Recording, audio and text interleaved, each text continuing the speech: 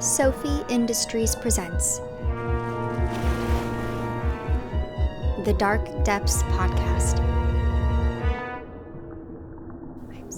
Episode 2. Penance. I'm sorry. Content warning. This episode of the Dark Depths contains graphic descriptions of gore.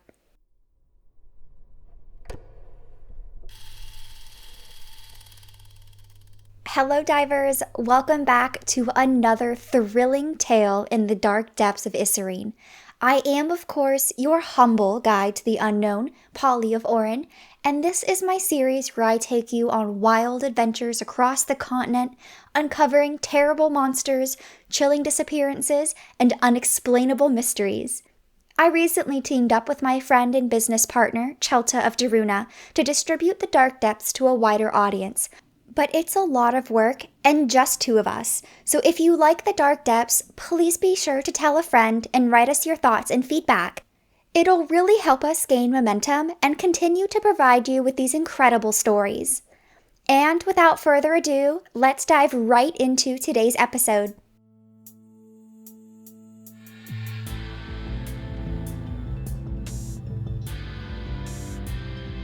Okay, divers, usually our stories begin with a letter from a reader, but today we have something of a head scratcher, and to be totally honest, we're still trying to figure out exactly what happened. I'm not just trying to hype up the mystery here, we actually don't have all the answers. In fact, this story does begin with a letter that I received weeks ago, but unlike most letters I receive, it wasn't addressed to me or the Dark Depths, or frankly, anyone. Curiously, it also wasn't signed or put into an envelope or, any of the normal things you do before sending a letter. And the icing on the weird mystery cake, the thing literally just appeared one day. Now, you might be wondering, Polly, what do you mean appeared? Well, diver, I'm glad you asked.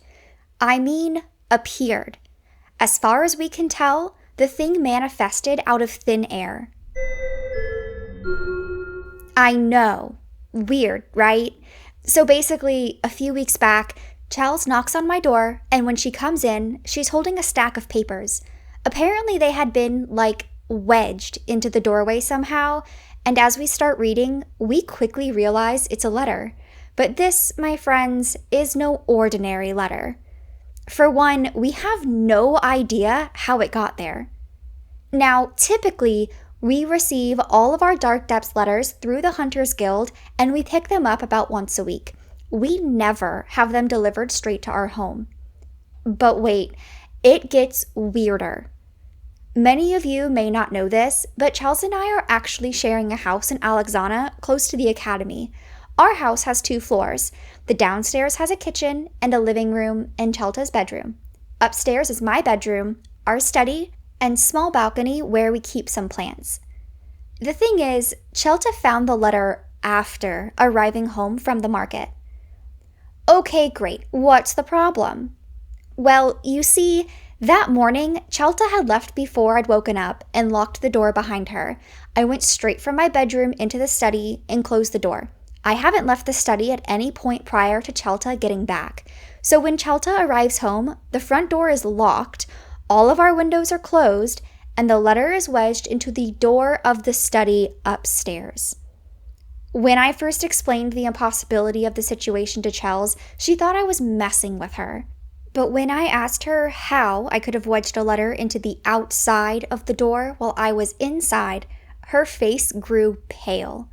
We went back and forth for hours, checking and double-checking and triple-checking all the different windows and doors, but there's simply no way someone could have gotten into our house and wedged a letter in there, especially not without me hearing something.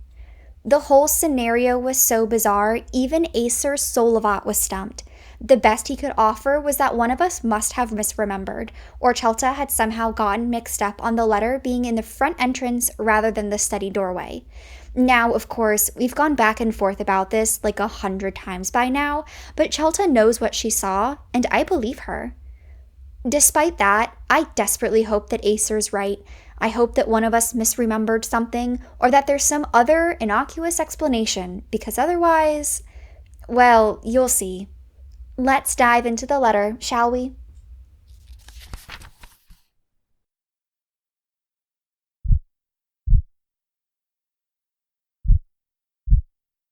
I don't know what to do. Please, whoever sees this, you must help me. I'm begging you. Please. I'm trapped here. I don't have any food or water. I'm so scared. I am so scared. I should have never left Alexana. If I had known that it would be like this, I would never have left. I'm so sorry. I know I'm being punished, but I don't want it to end like this. Please, help me. I'm sorry. I'm sorry. Sorry. I'm sorry. I'm sorry. I'm sorry. Sorry. I'm sorry. Sorry.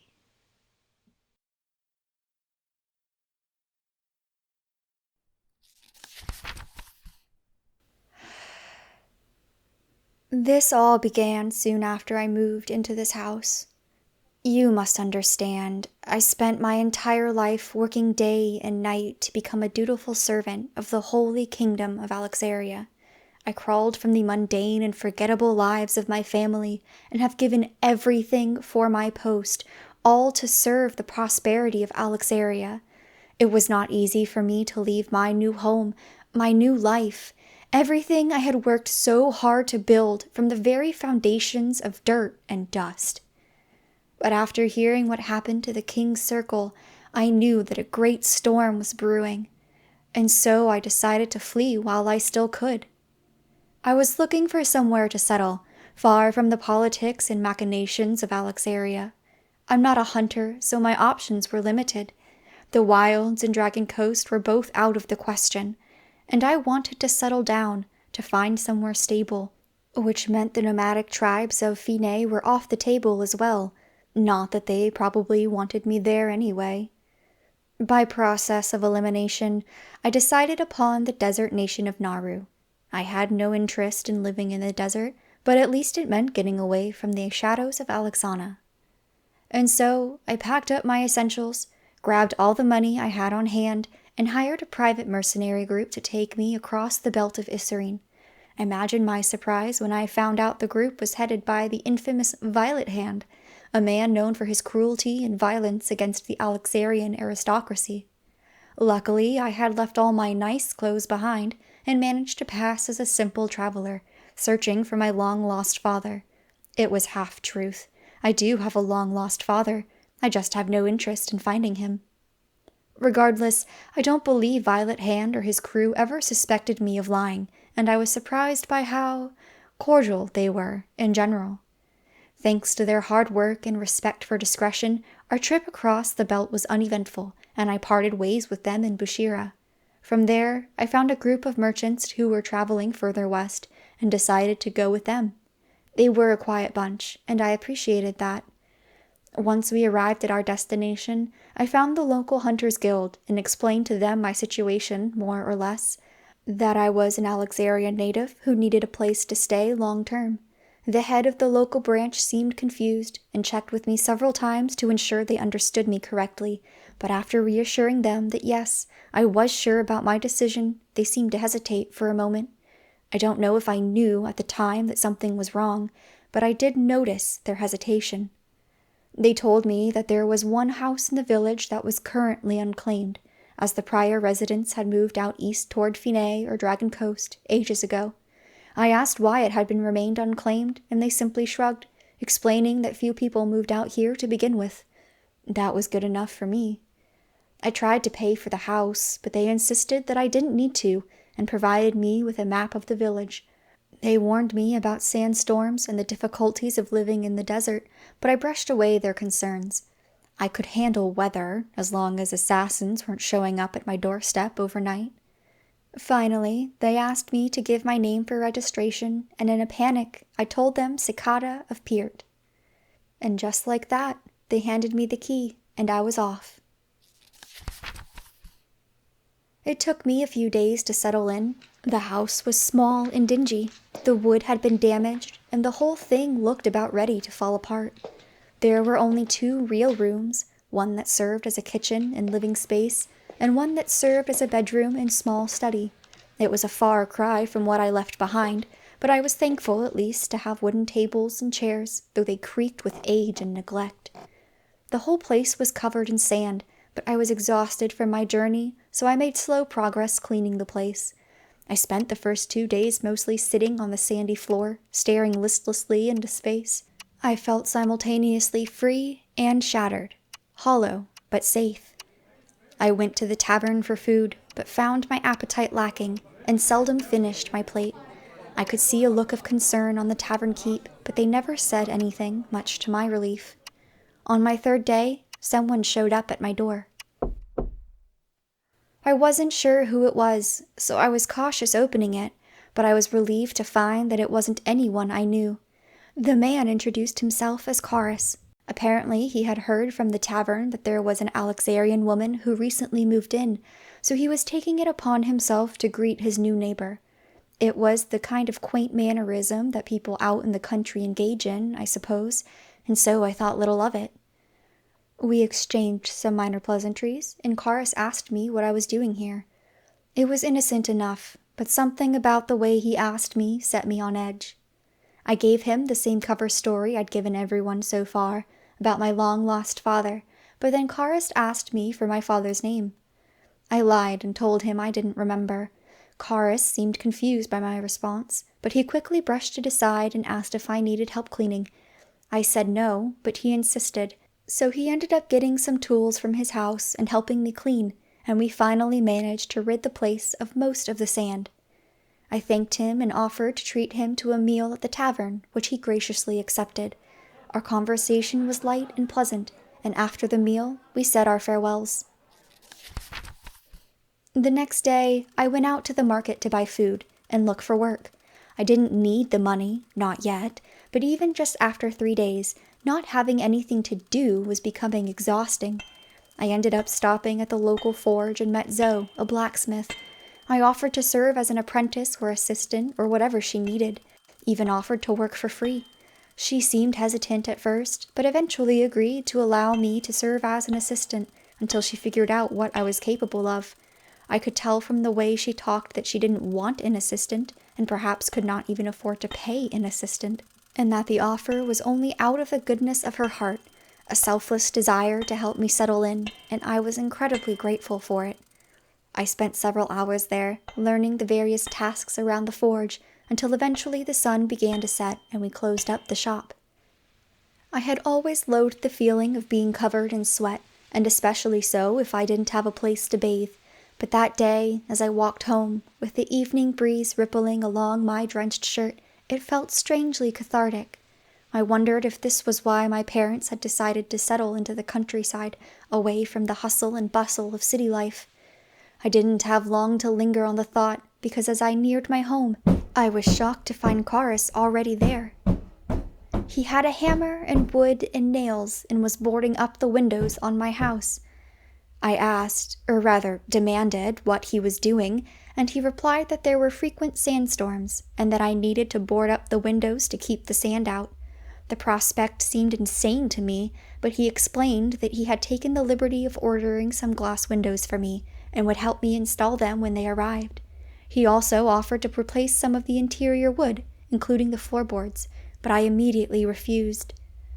I asked him why he was being so helpful, and he said that he was simply paying forward the generosity he had received in Alexana. I had no idea that Chorus had lived in Alexana, so I inquired about his time there. He smiled warmly before telling me that he had previously served as a member of Obsidian Bloom. The words sent a chill down my spine, and I thought for a moment he was joking, but he didn't laugh. He explained that his child had been wrongfully locked up in the Alexana prisons, and when I heard that, a horrible dread began to creep through my bones as I tried to remember the names and faces of everyone I had seen there. But then Chorus continued, telling me that Obsidian Bloom had freed his child, and their family had left Alexana soon after, disillusioned with the dream of safety and prosperity promised to them long ago. I had no idea what to say in response, and after a moment of my silence, he smiled, shrugged, and returned to working on the windows. I retired to the inside of the house, unsure what to do as he pounded away, each thump causing my heart to jump. I was relieved when at last he called to me that he was done. I thanked him, and he left me to my own ruminations. Hey folks, quick interjection. For those living outside the sheltered walls of Alexaria, you may or may not be familiar with Obsidian Bloom. They're a polarizing organization, to say the least, known on one hand for spearheading several Fenian relief efforts within Alexana, and known on the other hand as being a criminal terrorist organization. There's been a lot of speculation by Alexarian officials, especially previous members of the King's Circle, about the exact role that Obsidian Bloom has had in Alexarian politics, but it's just that, speculation. Current public opinion in Alexana favors Obsidian Bloom, but some of the old aristocracy still hold misgivings about the organization that borders on superstition. If you ask me, it's all weird nationalist brainwashing from the old regime, but I might also be a tad biased. Anyway, just wanted to provide some context on why she seems so spooked when hearing about Obsidian Bloom. Back to the letter.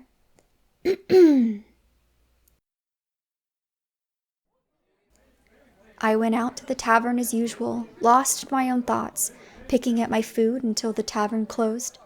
I made my way home, alone at night, with only the gentle rustle of wind and the soft patter of my worn shoes against the dirt and sand. When I crawled into bed, I was still drenched in sweat, and the boarded-up windows made me feel claustrophobic. I don't think it's any coincidence that that night was the first time I heard it.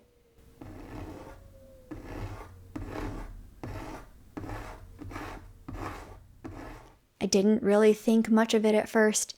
It was just a scratching sound. I figured it was a small rodent or something trying to get through the wood, but I only heard it briefly before falling asleep anyway. I don't remember what I dreamt about, but I remember sleeping poorly that night. The next day, I started to work at the forge, and honestly, I remember very little of what happened. I am, absolutely enamored with Zoe. She is incredible and kind and warm. She is everything good about the world and the complete opposite of everything I ran away from in Alexana. I smelled terrible and looked a mess, and my clothes were tattered and stained, but Zoe didn't seem to mind at all. The way she looked at me was so... Anyway, the day went by in a blur, and I went home exhausted, but feeling strangely fulfilled. I felt like things were taking a turn for the better. I could imagine a future out here, away from those snowy peaks that cast shadows upon the land. It would be a simple life, with few luxuries, but that was fine by me. That was, until nightfall came. After turning off my lantern and settling into bed, I found myself struggling to fall asleep. Embarrassingly, the reason wasn't the makeshift cot or the nighttime chill, but because I was once again preoccupied with thoughts of Zoe.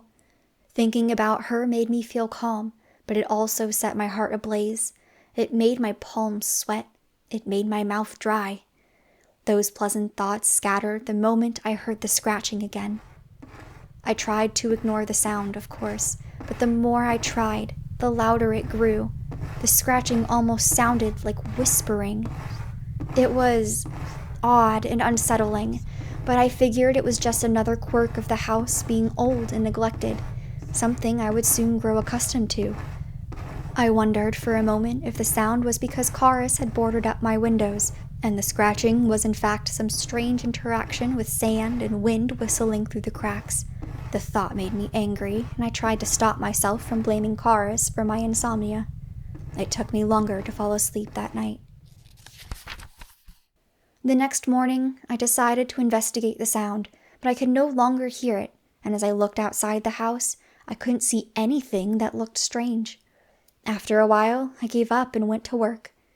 Zoe was more busy than usual that day, and since my job was completely vestigial, she seemed to forget about me for long periods of time. I tried to help out where I could, but I largely tried to stay out of her way and spaced out frequently. Despite that, I came home exhausted, even more so than the day before, and was too tired to even eat dinner. I went to bed early and was relieved to fall asleep before the scratching sound began. But then, like clockwork, I woke up in the middle of the night.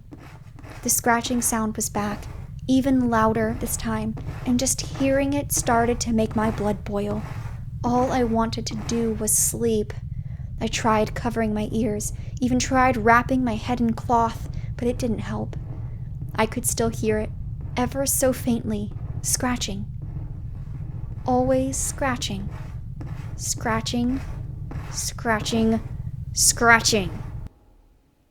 I tried my best to ignore it, tried to go back to sleep, but every time I heard the sound, it made me livid. It felt like torture, the most mundane torture possible, to be sure, but torture nonetheless. I don't remember falling asleep, but I must have at some point, because I woke up in the early afternoon. I rushed to work and apologized to Zoe. She seemed worried and asked if I was doing okay and if I needed rest, but I told her no. I told her I was fine. I made many mistakes at work that day, and I could see Zoe's frustration. She kept trying to send me home, but I kept insisting I was all right. I wonder if I was being stubborn or if I was afraid. That evening, I skipped dinner again and went straight to bed. And just like the night before, I woke up in the middle of the night to the sound of scratching. This time, I had had enough and grabbed my poncho, rushing out the door to investigate the sound. I closed the door behind me and began to investigate the outside of the house. The moon was full and bright as I slowly made my way around the building, looking for any signs of what could be causing that accursed scratching. I moved quietly and slowly, trying my best not to alert any small animals to my presence, my eyes scanning every bit of wood, every crack and crevice that I could see, but there was nothing out of the ordinary, nothing moving, nothing scratching. As I rounded the corner, having checked the entire perimeter of the house, I began to let out a sigh of frustration, but then something caught my eyes, and I stopped dead in my tracks. There was someone, standing in front of my door. I backed up as slowly as I could around the corner and tried to silence my breathing. It felt like I might suffocate, but I was too terrified to make a single sound, and my heart felt like it was going to explode. I didn't know who or what it was. It looked like a person. It was standing like a person, but it didn't feel like a person. It was just there, standing in front of my house, staring at the front door. My mind felt like cooked noodles as I tried to figure out who it could be. Why would someone be here in the middle of the night at my home? Why were they just standing there staring? My mind went to Karis, but the silhouette of the body didn't match. I wondered if, by some wild chance, someone had seen me or heard me leaving my house and came to check up on me, but it was the middle of the night, and it wasn't like they were calling for me or knocking on the door. They were just standing, waiting. After a while, I started to doubt myself. I wondered if perhaps I had imagined the whole thing, that perhaps it was just a trick of the light, so I checked around the corner again. But the figure was still there, standing there, motionless. I turned away quickly, backing around the corner of the house once more.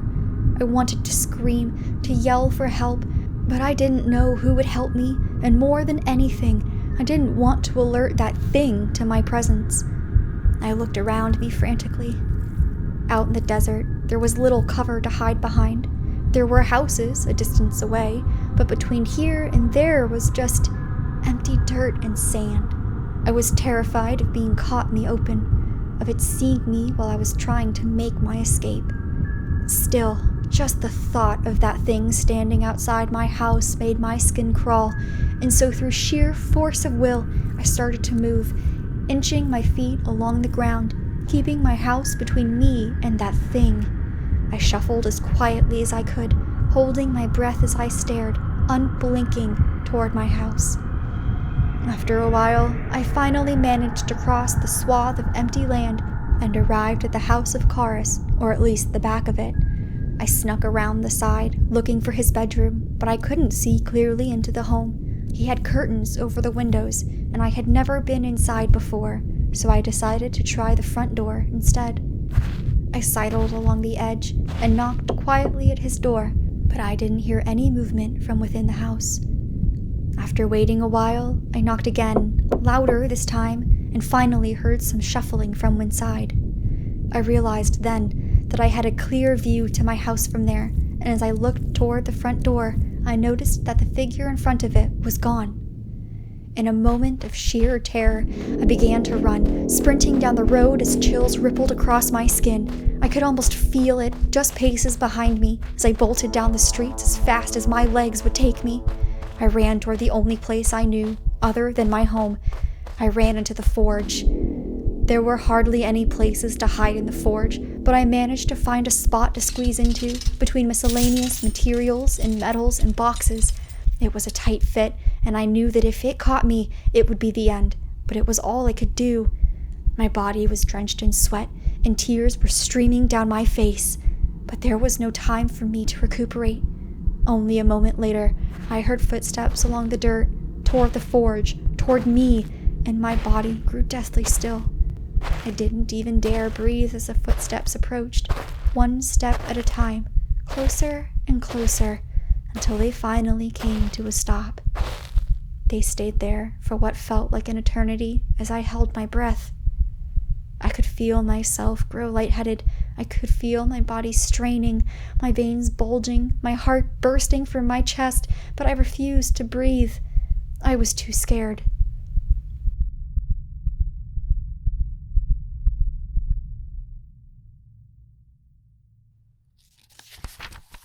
I must have passed out from holding my breath too long, because the next thing I knew, Zoe was waking me up. She looked alarmed, and rightfully so. She asked what I was doing, and the moment I remembered, I burst into tears. I sobbed hideously as I explained everything to her, everything that had happened, and she listened to every single word without judgment and without doubt. Once I finished sobbing, she lifted me from the ground and gingerly walked me to the Hunters Guild to make a report. I don't remember exactly what I wrote, but I tried my best to explain the situation, though the more words I put on the page, the more crazy I felt. Halfway through, Zoe came back, with Karis. Apparently, she had given him quite the scolding, but he explained the situation from his point of view, that he had been woken up in the middle of the night by someone pounding on his door, and came outside to see what was causing the commotion. He saw someone sprinting away, and so he gave chase, unsure what was going on. He followed them to the forge, where he lost them, and eventually went home to go back to sleep. I felt as ashamed as I felt relieved. That thing hadn't followed me to the forge after all, but I still wasn't any closer to finding out what that thing actually was. Not that I really wanted to know. I just wanted it to be gone. I just wanted to never see it again. Zoe and Karis both assured me that I could stay at either of their houses until the Hunters Guild was able to figure out what was happening, but the more we talked about it, the more I started to doubt myself. I felt so embarrassed by the entire thing that I ended up refusing their offers. I told them what I truly believed in that moment, which is that I must have been terribly exhausted and just imagined the whole thing. The image of it felt surreal in my mind, after all. Zoe seemed unconvinced, and Karis offered to keep watch outside my house at night, but again I refused. I told them I would go home and rest, and they both reiterated that I should go to either of their houses should I ever again feel that I was in danger. Zoe also told me to take a few days off to recover. I agreed, finished making my report, and headed home to sleep.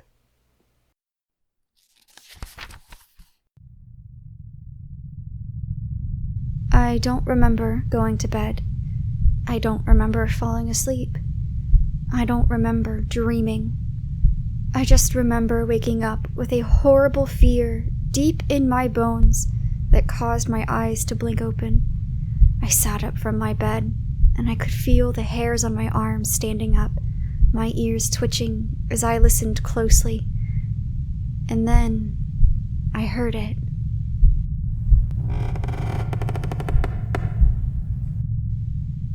took every last drop of willpower in my soul not to scream. There was something inside my house. I didn't have time to think or process anything as my eyes immediately darted toward my bedroom door. The tiny slivers of pale moonlight from the boarded-up window were just enough that I could see that the door was mostly closed, but left ajar. Pulse pounding in my ears, I stood up from my bed as quickly and quietly as I could, a film of cold sweat forming over my entire body. My eyes were wide, my mind fully alert as I tiptoed silently on the balls of my feet toward the bedroom door, my eyes fixated on the tiny gap. I clenched my jaw as I gripped the doorknob gingerly with the pads of my fingers, applying the smallest force possible, terrified that the hinge would creak, that the knob would make any sound at all. It took all of my concentration to move the door, inching it, sliding it, trying not to tremble as I slowly and silently closed it shut. It felt like it took hours, but by some miracle, I managed to close it at last. My heart was pounding so hard I thought it might break out of my chest and splatter onto the ground, and I was too scared to even breathe a sigh of relief. I held my fingers against the door, ready to hold it in place should someone turn the knob. I listened closely, paying attention to any footsteps, any sounds of movement. But as I stood there, waiting, nothing happened. And then a trickle of doubt crept in. I wondered if, perhaps, I had just imagined the sound of the floorboard. After all, I hadn't heard a single peep from the other room afterward, and it's not impossible that the creak had been one of the wooden planks in the walls or ceiling. Carefully and quietly, I began to crouch down until the pads of my fingers could reach the wooden floor beneath. I moved one leg out behind me, and then the other, into a crawling position, and slowly lowered my chest to the ground to peek through the gap beneath the door into the other room. Then, before I knew what I was doing, I slammed my body against the door, my heart pounding wildly. It felt like a crazy thing to do until my brain finally finished processing what I had seen. Past the small gap, on the other side of the door, I saw a single eye, opened wide, staring back at me. The image of it in my mind caused my entire body to tremble, and with a frantic energy, I barricaded the door as well as I could, using blankets and anything I could find to cover all the gaps.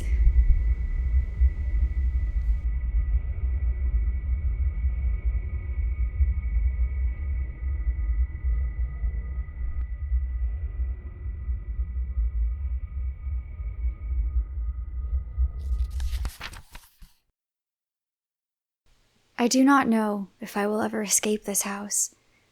I don't know how long I've been here. I am too scared to scream. I have been writing letters and squeezing them through the cracks of the boarded-up window in hopes that someone will find them. I hope that someone will check up on me. Perhaps Chorus or Zoe will come by eventually. Maybe the Hunters Guild. I cannot sleep. Every time I try, the door rattles, and I am wide awake. And every night, I heard that same awful scratching. Scratching. Scratching. Always scratching. I'm sorry. Scratching. I'm sorry. Scratching. Scratching. Scratching. Scratching. Scratching. I'm sorry. Horrifying. Okay, divers, take a moment to catch your breath because we're not done. The moment me and Chelta read this letter, we immediately got to work trying to figure out who this is and where they are. After explaining the situation to the Alexarian Hunters Guild, they responded immediately, sending a messenger to the Naru Hunters Guild with instructions to find and ensure the safety of our letter writer as soon as possible. Additionally, the Hunters Guild provided us with a list of names of people who had recently left Alexana or gone missing. The list was mostly hunters and merchants, but a single name stood out to me: Mirana of Tren. Unlike the others, she was an aristocrat, and after some more digging, we discovered that she had close connections to Denatov and Drake, a previous member of the King's Circle, as well as Cicada of Pyrt, the alias she used. Just like in the letter, she fled her home in Alexana, seemingly vanishing overnight and scarcely taking anything with her, and her parents both live out on a farm in Tren. Mirana didn't explain to anyone what she was fleeing exactly, and based on the letter, it sounds like it may have simply been some kind of undiagnosed and untreated psychological erosion. Her friends in Alexana report that they were increasingly concerned about her and testify that she was becoming more and more reclusive and paranoid up until the day of her sudden disappearance. We managed to get a hold of her parents as well, but neither of them had heard from Mirana in years. Luckily, it wasn't long before we got word back from Naru. Specifically, we received a report from the Narn Hunters Guild about what they found. Brace yourselves, divers. Commission report from the Narn Hunters Guild, calendar year 258. Requested by Pahli of Oren. Assigned to Bay of Salis, Hunter Grade 3. Pahli requested immediate and urgent investigation of a missing person who appeared to be under imminent threat, later identified as Mirana of Tren. Bay of Salis was assigned the commission to reconnaissance with the Naru Hunters Guild. After safely crossing the belt of Isarine, Bay managed to determine Mirana's location to be Krelta. Bay traveled alone to Krelta and met with the local Hunters Guild, who confirmed the house was recently inherited under the name of Cicada of Pyrt. The Krelta Hunters Guild assigned Ithel of Krelta and Neat of Mana to assist Bay, and the three hunters arrived at Mirana's registered residence where they found the front door locked. After attempting to call for Mirana, the hunters decided to break the door down. Inside, they found a living space that looked relatively undisturbed, aside from boarded-up windows. The hunters found another door within the house and attempted to gain entry, but were unable to. Instead, Neat managed to enter from outside the house by removing the boarding fixed onto the windows. The second room was determined to be the bedroom, and the door between the bedroom and living room was securely barricaded from the bedroom side, using a table, chair, clothes, and bedding. The barricade appeared to be undisturbed. A body was found inside the bedroom, leaning against the opposite wall to the door, facing the door. It is believed that this body belonged to Mirana of Tren, herein referred to as the victim. The victim's body was significantly mutilated, and the eyeballs were found to be missing, though the body itself had suffered little to no decomposition at the time of discovery. Large portions of the victim's skin appear to have been removed, and significant amounts of skin and dried blood are found under the fingernails of the victim, seemingly indicating self-inflicted wounds. 2 words are written on the wall in blood, which matches the victim's blood, and the blood found on the victim's hands and fingers. Spilled ink and torn pages were found on the floor of the bedroom, though nothing is written on the pages. The area around the house was checked, and no additional items or artifacts of note were discovered. Finally, there were scratch marks present on the floorboards of the house, as well as wooden splinters found lodged in the victim's hands, which potentially point to the victim trying to dig through the floorboards, though the reason is unknown. Aside from the window that was forced open, there are no other signs of forced entry into the residence, and no indication that anything else could have entered or left the bedroom. A preliminary autopsy seems to match known records of Mirana of Tren, though it is difficult to confirm with certainty. 2 partially digested eyeballs were found in the digestive tract of the victim's body. Following the finding, the residence was demolished by the Hunters Guild. The commission was closed by Bay, and the commission fee was paid by the Narn Hunters Guild. Wow.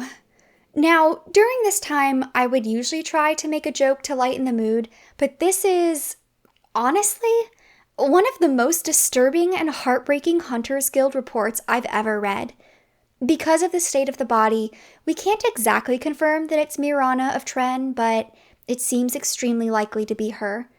Still, we don't even have a clue about what happened to her.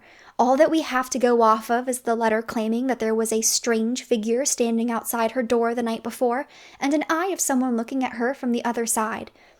But there's no evidence at all of anything being in her house, so it's not impossible or even unlikely that she just imagined the whole ordeal. But with the state of her body, could that really be true?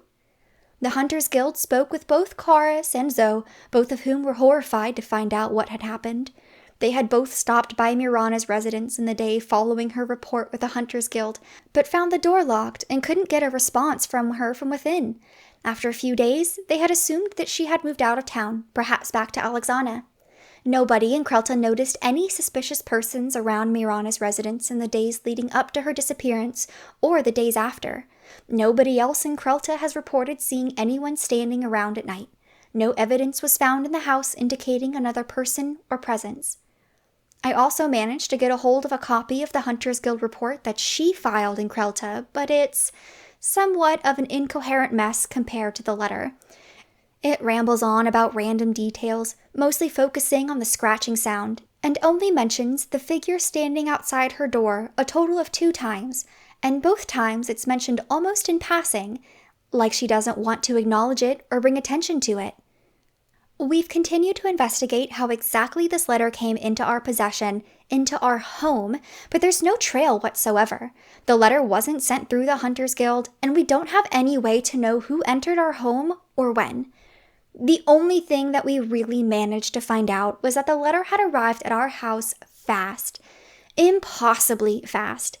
Based on the last time Mirana was seen, it would have been the very next day, even though Mirana's letter indicates that she was in that room for at least multiple nights. Even assuming that she had completely lost track of time, or perhaps mixed up her dreams with reality, there's still absolutely no way for a letter to travel from Krelta to Alexana overnight. Neither Acer Solavat nor Ariana of Elfrey had any explanations to offer in order to explain this particular detail. Chelta suggested that the only way it would be possible is if the letter was written in advance, but that explanation provides more questions than answers. And so, for now, I must leave you where this story has come to a close, full of unresolved questions and impossible riddles.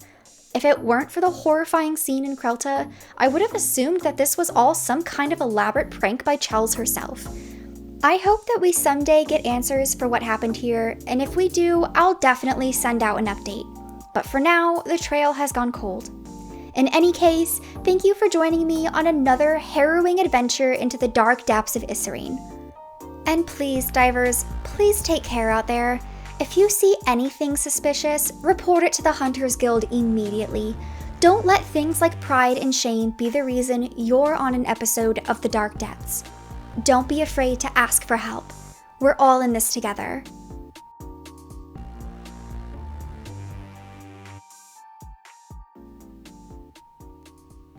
Thank you so much to everyone who came back for the second episode of Dark Depths Podcast. We sincerely hope you enjoyed listening. Dark Depths Podcast is brought to you by Set of Sophie Industries and Shelby Ann of Stellar Phoenix LLC. Originally a piece of lore within the fictional world of Isarine, we thought everyone deserved to hear the mysterious tales Pahli has to tell. Who doesn't love listening to scary stories that we would never like to be the main character in? I'm looking at you, crime and thriller enthusiasts. So we started a podcast. To help support this passion project and get nifty rewards every month, head over to our Patreon at patreon.com/thedarkdepths. You can also become a member for free. Starting at our Snorkeler tier, get behind-the-scenes content that shows the making of our episodes and Patreon rewards, and engage with us in question and answer segments. At our Diver tier, get early access to each weekly episode, watch blooper content, and receive physical rewards such as a postcard and bookmark featuring an episode from that month. A discount code for Isarine merch purchased from Stellar Phoenix LLC is also included. The Deep Diver tier offers the most benefits, adding a sticker featuring Isarine art and an original collectible character card to your physical rewards, and your name will be mentioned in the thank you credits of every episode. If you would like to contact us for any reason, questions, comments, admissions of love and adoration, please do so via our Patreon. If you enjoyed any part of this episode, whether the story we had to tell or the incredible voice acting bringing it to life, please share it with a friend. or a complete stranger. Sharing is caring. Our episodes are uploaded every Thursday to Patreon, Spotify, YouTube, and Apple. Follow along as we continue to investigate and update you about the latest terrifying news. We can be found on Instagram at Dark Depths Podcast. We want to give a special shout out to Ruby, Kai Vito, and Morgan for their generous support in the making of this podcast. We are so thankful for you. And again, we thank everyone so much for joining us for this episode. See you next week on the Dark Depths Podcast.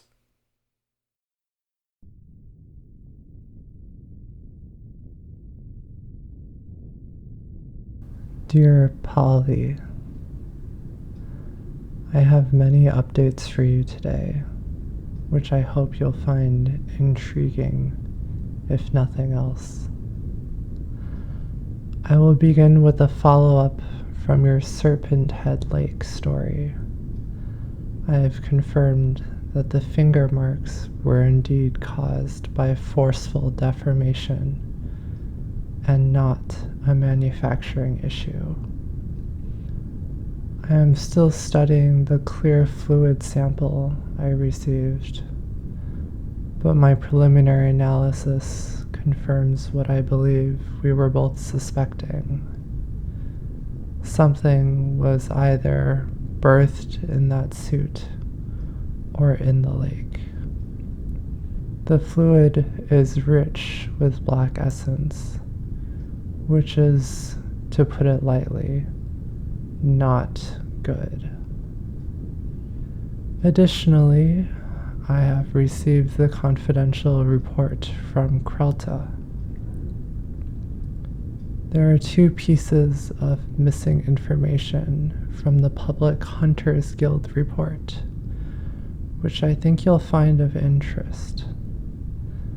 The first is that prior to demolishing the house, the hunters pried open the floorboards and found a pit containing at least 26 unique skeletons.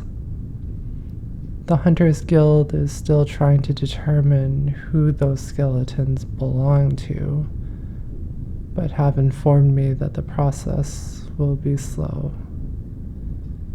It may be worth checking back with them later to see if they've made headway on their investigation. I don't think that it's an accident that Mirana of Tren ended up where she did.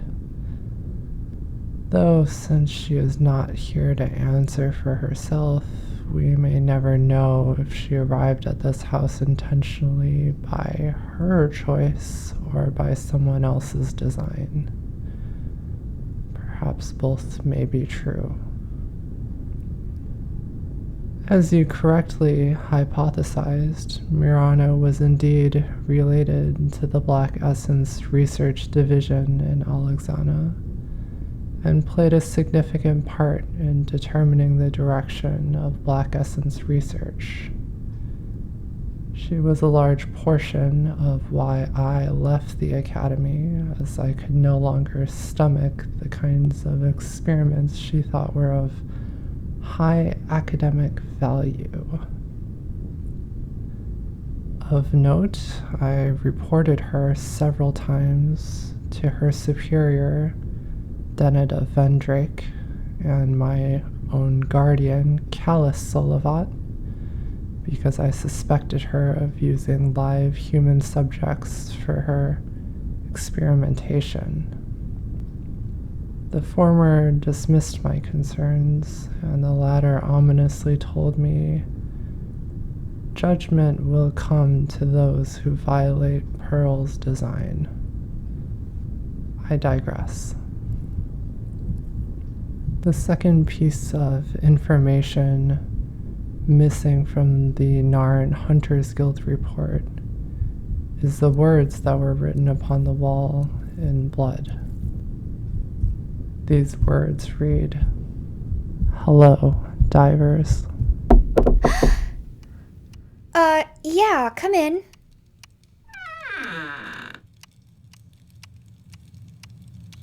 Hey, are you okay? Yeah, I'm fine. What's up? What, I can't just come by to say hi? No, I mean, yes. Of course you can. Is that why you came? Yeah, honestly, I'm just kind of worried about you.